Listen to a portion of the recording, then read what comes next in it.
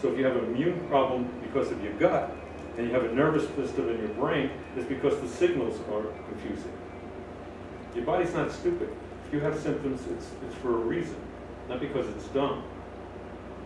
And to think that there are doctors that are smarter than your body is ludicrous. So for example, there's inflammatory cytokines that the immune system produces that go to the brain, and in the brain there's receptors on the nervous cells, and, Right. and so you get nervous system alterations, and vice versa the other way also around this. Cortisol goes into immune cells, it suppresses them if you're under stress. Short-term stress, long-term is another issue. So they talk to each other, and it's one really system, or I don't know how you want to conceptualize it, but it's not separate tracts. And if you have an immune system disorder, your nervous system is fine. No, they're all affected. The whole system is affected. It's more like a hologram for the physicists in the audience than parallel Newtonian levers. And that's what's current level. What Michael's giving is the cutting edge. So, well, I don't know. This depends on where the cutting edge is. well, the cutting edge. So what I recommend, if people feel you have symptoms, is that you get treated right away for your gut. If you need scientific tests, their tests are available. There are very sophisticated tests now available that are much more sophisticated than existed 2 years ago. Actually, a year ago, they're 5 years old or 6 years old, out of Europe. And the FDA, by the way, didn't want to approve the Verizon test. The European company tried to bring it into the United States, and they denied it.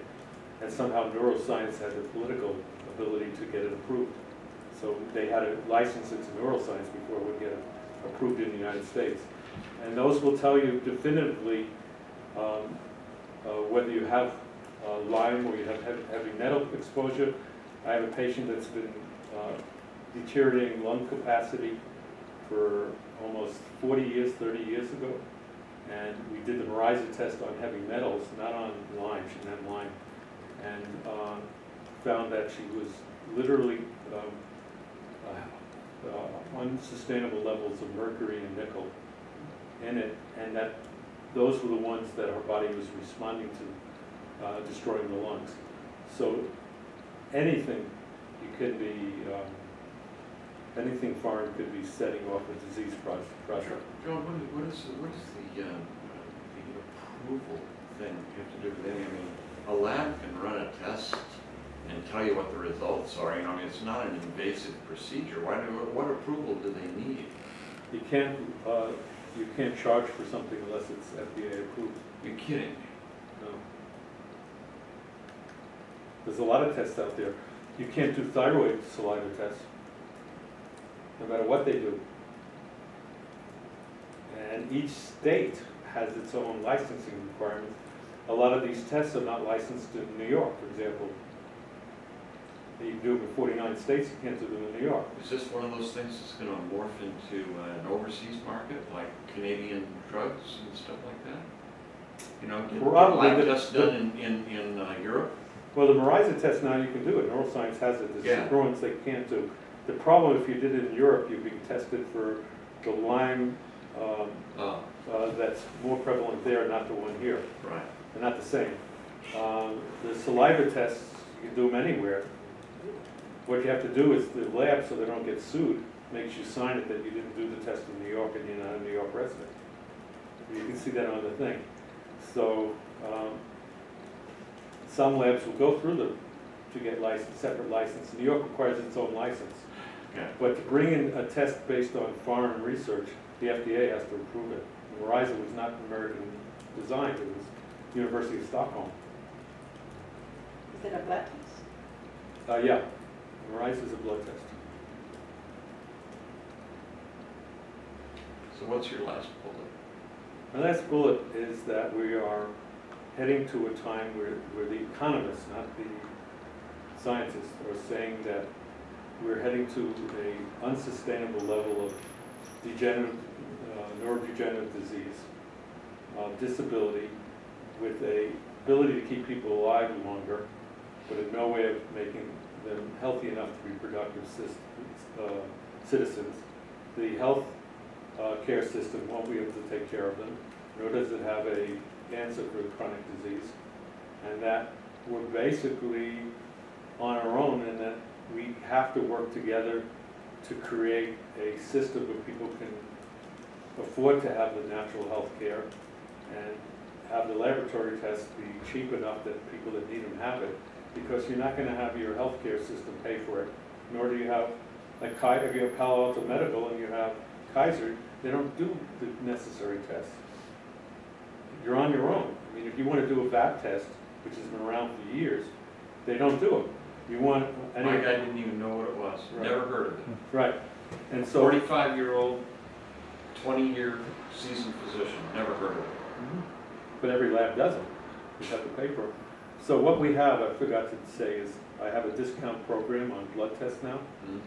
So it's sometimes going to be even cheaper than even if you have insurance to pay for it. To go through me, the only disadvantage is you got to pay me directly because it's my discount. If I send you to the lab and you pay the lab, they charge full price.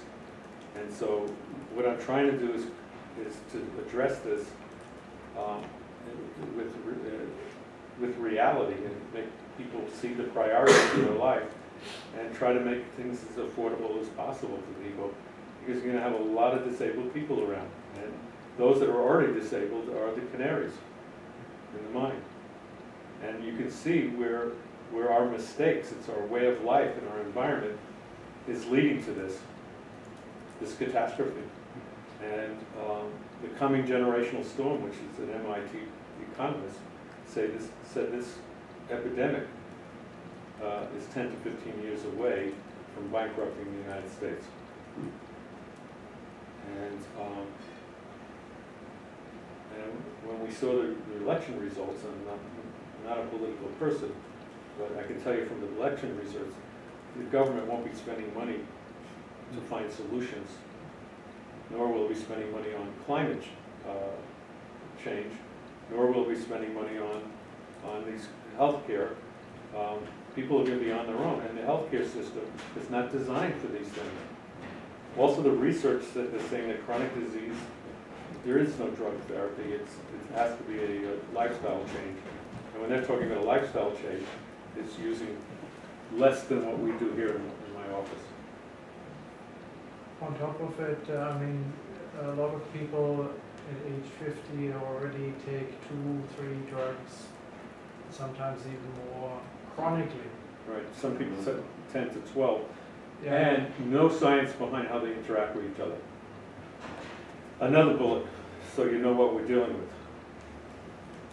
One of the things that frustrated me is that I do get amazing cures with people. But when I read the reports out of Germany from 200 years ago, how come people like Samuel Hahnemann, one remedy and people were fine for the rest of their life? Either they were liars or they were exaggerating or whatever. And then I realized, just recently, that they were treating whole people. That 100 years ago, an average human being, it's 100 years ago, he was treated 200 years ago, had one man-made chemical in their body, which was lead from the Industrial Revolution. 10 years ago, there was about 130 to 140 man-made chemicals. Today, it's over 240.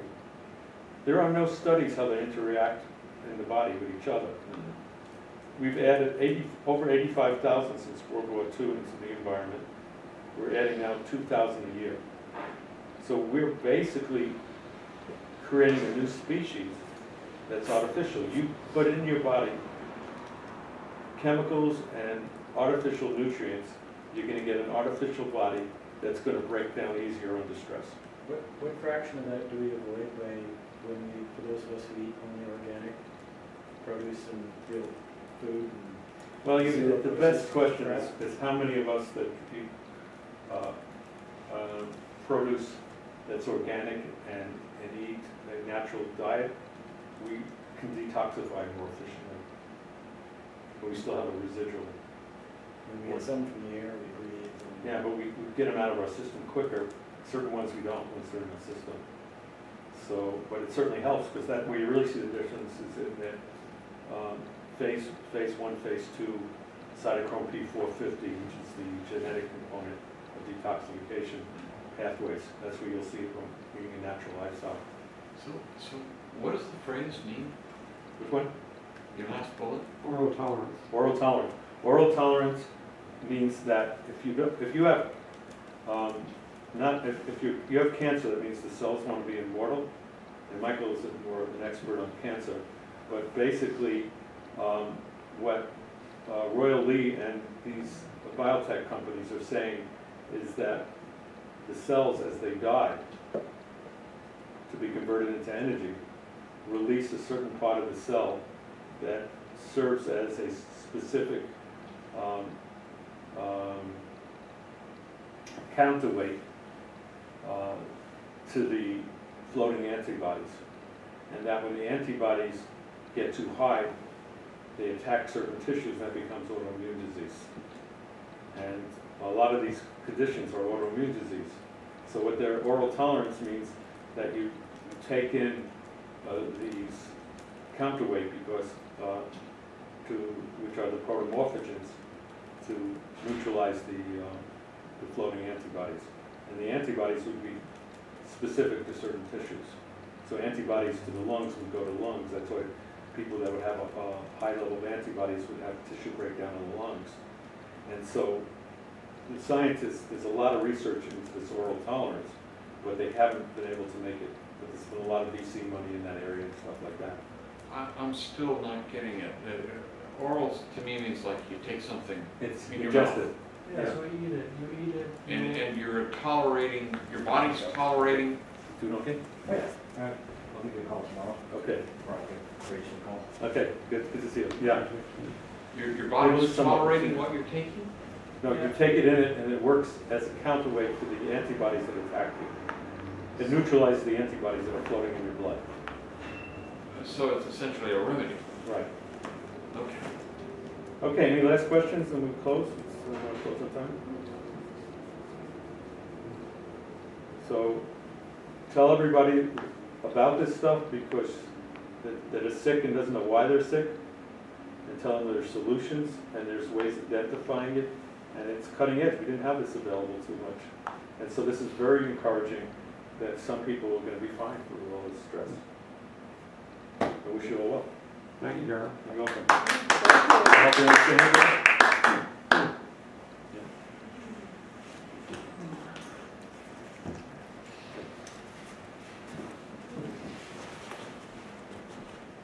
All right, Shirley, you had some experts here. Michael's a Yeah? MD researcher.